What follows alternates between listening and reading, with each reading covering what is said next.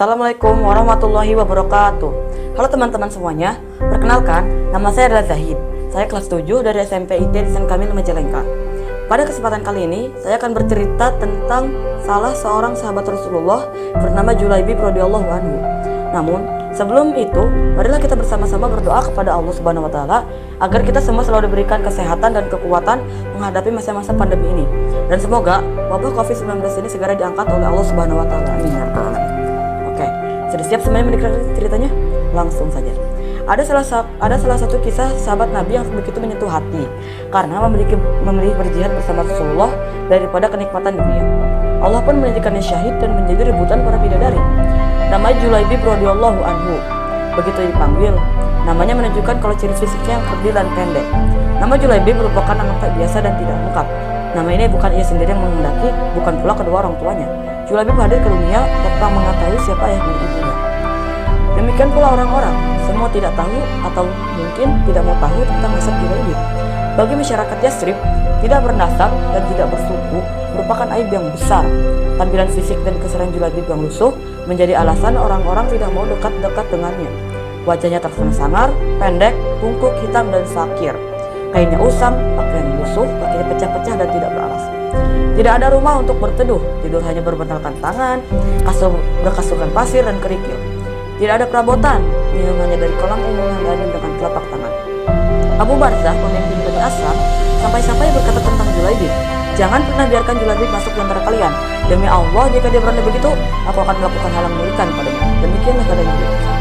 Namun, Allah Subhanahu wa taala berkehendak menurunkan rahmatnya. Tidak satupun makhluk bisa menghalanginya. Julaibib menerima hidayah dan dia berada di barisan terdepan dalam sholat maupun jihad. Meski hampir semua orang tetap memperlakukannya seolah dia tidak ada. Namun, beda demikian dengan Rasulullah SAW, sang rahmat bagi semesta alam. Julaibib yang tinggal di Sufah, Masjid Nabawi, suatu hari ditegur oleh Rasulullah. "Julaibib," begitu lembut Rasulullah SAW, "tidakkah engkau menikah? Siapakah orangnya yang mau menikahkan putri dengan diriku ini ya Rasulullah?" Kata Julaibib tersenyum. Tidak ada kesan menyesali diri ataupun menyalahkan takdir Allah pada kata-kata maupun air mukanya. Rasulullah SAW juga tersenyum. Mungkin memang tidak ada orang tua yang berkenan pada Julaibib. Namun, hari berikutnya ketika bertemu dengan Julaibib, Rasulullah kembali menanyakan hal yang sama.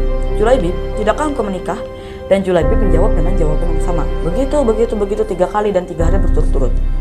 Dan pada hari ketiga itulah Rasulullah memegang tangan Julaibib dan membawanya ke salah satu rumah pemimpin Ansor. "Aku ingin menikahkan putri kalian," kata Rasulullah pada si pemilik rumah. "Betapa indahnya dan betapa berkahnya." Demikian respon pemilik rumah dengan wajah yang berseri-seri, mengira bahwa sang Nabi ialah calon menantunya.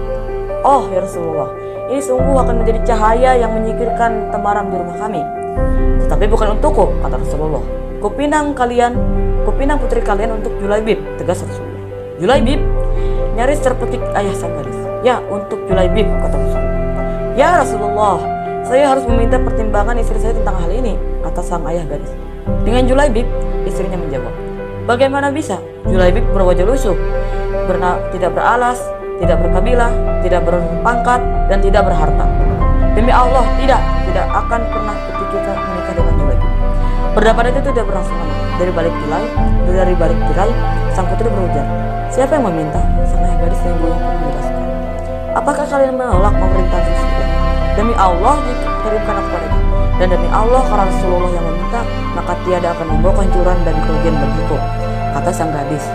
Sang gadis solehah itu pun membaca ayat Al-Quran yang artinya, "Dan tidaklah patut bagi lelaki beriman dan perempuan beriman apabila Allah dan Rasulnya telah menetapkan suatu ketetapan. Akan ada bagi mereka pilihan lain tentang urusan mereka. Dan barang siapa yang mendurhakai Allah dan Rasulnya, maka sungguh dia telah sesat yang nyata." Quran Surat Al-Ahzab ayat 36. Dan sang Nabi dengan tertunduk berdoa untuk sang gadis solehah itu, "Ya Allah, limpahkanlah kebaikan atasnya dengan kelimpahan yang penuh berkah. Jangan kau jadikan hidupnya payah dan bermasalah." Demikian doa indah Rasulullah. Maka benarlah doa Nabi SAW. Tak lama kemudian Allah karuniakan jalan keluar baginya. Kebersamaan di dunia ternyata tidak ditakdirkan terlalu lama. Meski di dunia sang istri solehah dan bertakwa, tapi bidadari telah terlampau lama merindukannya di surga.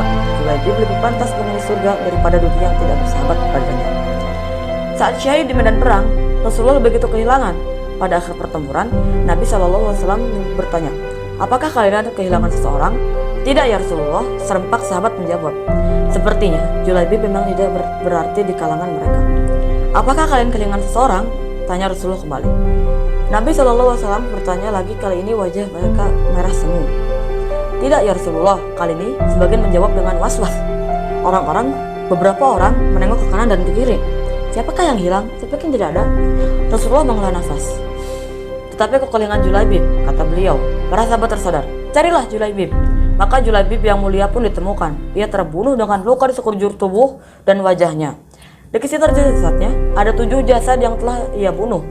Rasulullah dengan tangannya sendiri mengkafani Julaibib. Beliau mensolatkannya dan berdoa, Ya Allah, dia adalah bagian dari diriku dan aku adalah bagian dari dirinya, kata Rasulullah. Demikian kisah Julaibib yang akhir hayatnya berakhir syahid ketika membantu Rasulullah dan para sahabatnya. Pilihannya berjihad dan merindukan syahid mendapat ganjaran indah dari Allah Subhanahu wa taala. Memang tidak seelok para bangsawan, harta tak sebanyak yang dimiliki para raja, namun bidadari surga berebut menginginkan sosok Julaibib. Tepatlah kiranya kita menyimpulkan bahwa ketakwaan merupakan harta paling berharga di sisi Allah. Sebab kekayaan maupun kedudukan di dunia akan lenyap begitu aja datang mengambil semuanya. Oke, sekian untuk video kali ini. Mohon maaf bila ada kesalahan. Wassalamualaikum warahmatullahi wabarakatuh.